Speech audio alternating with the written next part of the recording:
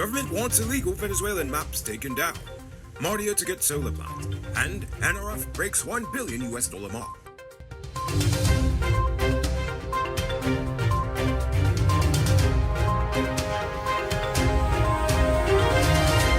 I'm Enrico Bulford, and this is Uncut News. Do you see what's happening? Send us a tip on WhatsApp at 592-659-6151.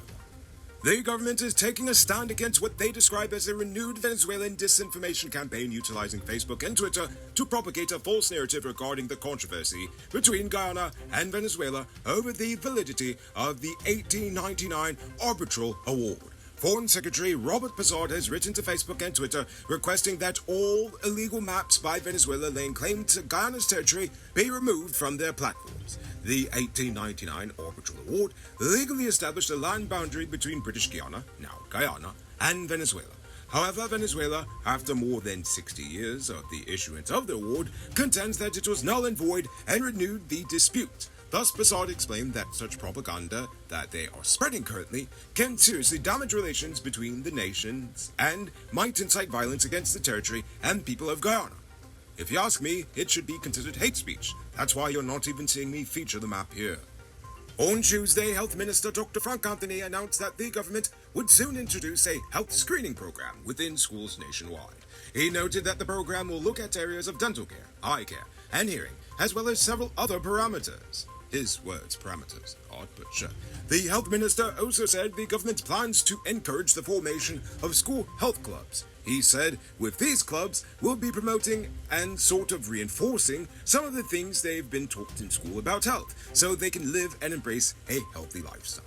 The actual date of the program launch was not yet announced. Yesterday, 26-year-old cane harvester Mark Anderson was charged with attempted murder. He is accused of chopping 56-year-old laborer Lawrence Rodriguez last Friday following an argument over a borrowed bicycle. Anderson has been remanded to prison until later this month. Qatar's Minister of Energy Affairs and Managing Director and CEO of Qatar Energy, Saad bin Sharida Al-Kabi, held a high-level meeting with our government yesterday.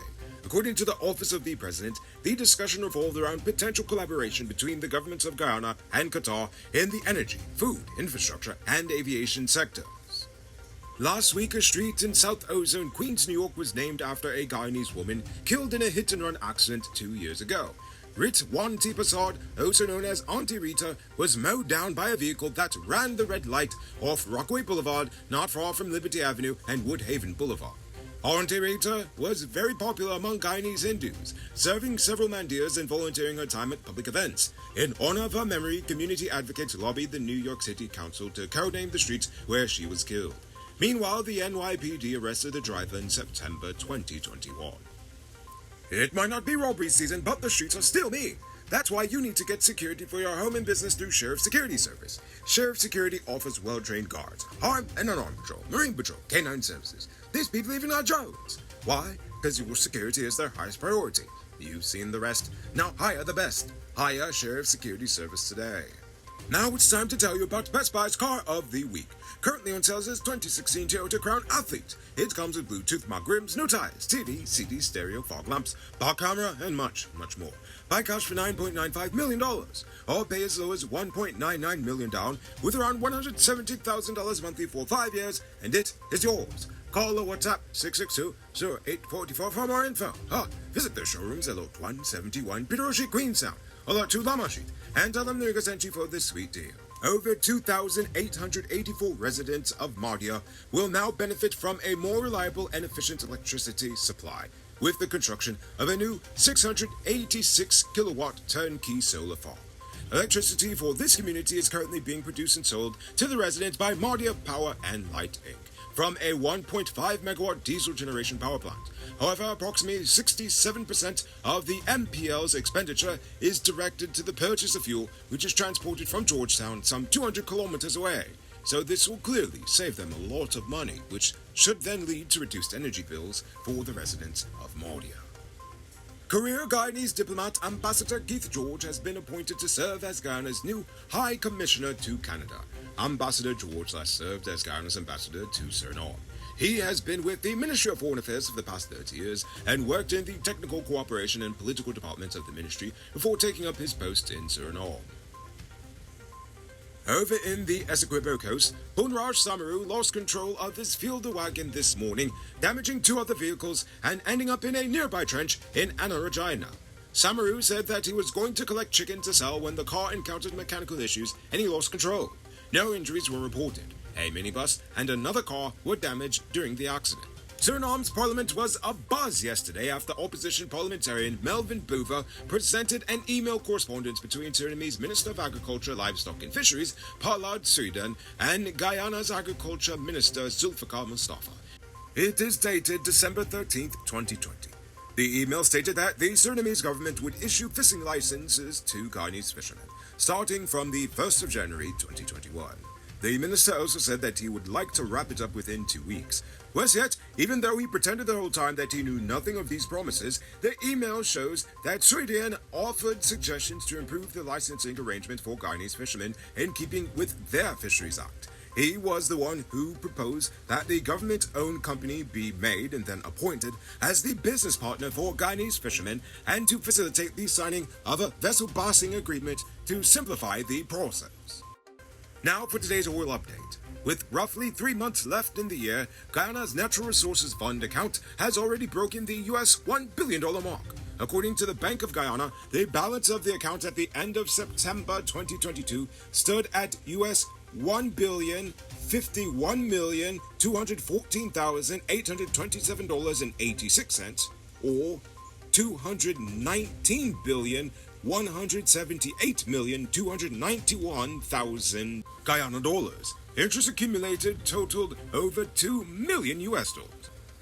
Attention truck owners, if you're not shopping at Powered Automotive, you're wasting your money. Powered Automotive has all the major parts of all models of DAF, Freightliner, Mach, International, and more. No need to knock your belly here. They have all the parts you need at the prices you can afford. Visit them at Lot 491 EE Eccles, or call or WhatsApp them on telephone number 697-0171. Save big on truck parts at Powered Automotive, the #1 heavy-duty truck parts store in Ghana. You can multiply your cash by selling digital top-up. This is a legit way you can earn some extra money at your business or to supplement your current hustle.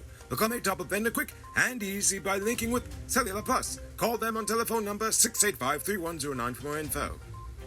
Now for our Uncut News Views Poll question of the day. Every day we pose a question about current events in Ghana, the region, the diaspora, and how you feel it raised yours.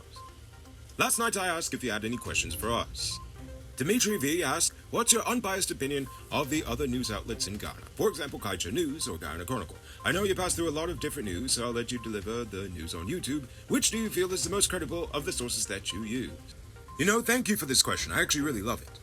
Bias is a spectrum, and some are further down it than others. Every day, I read through the top 8 news outlets in Ghana, as well as read other outside relevant publications for information that is relevant to Ghana, because I am a firm believer in doing your own research and then comparing results. Out of all the local publications, I do like Starbuck News the most. I feel that their news is usually fair and balanced, and they have a track record of doing so.